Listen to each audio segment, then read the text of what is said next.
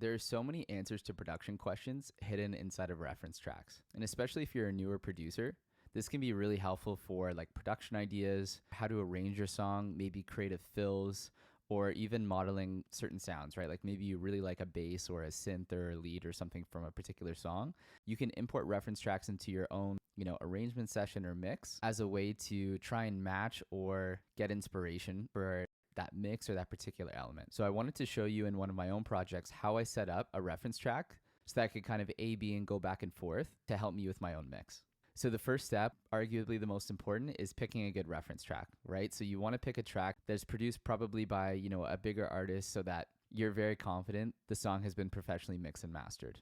You also want to pick a track in a similar genre or again, has like that certain element that maybe you're trying to model an element in your own music after. Once you've decided on your reference track, just import it into your session. I usually put mine at the very top here.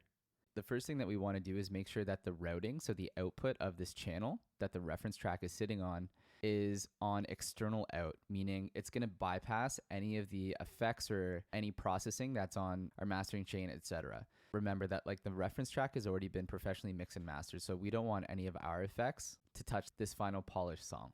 Next, we want to make sure that the volume is comparable to our own song. If the volume of the reference track or our own track for that matter is a lot louder, usually the louder song is going to sound better. It's not going to be set up for a fair comparison. So adjust the level so that when you're going back and forth between referencing this track and your own music, that the volume levels are fairly consistent. Last thing that I do just to make the A/Bing process a little bit easier for me is I actually key map the solo button. The way that you do that in Ableton is you press Command K, and that opens up the key mapping feature in Ableton, and then you just click on whatever feature you want to map to your keyboard.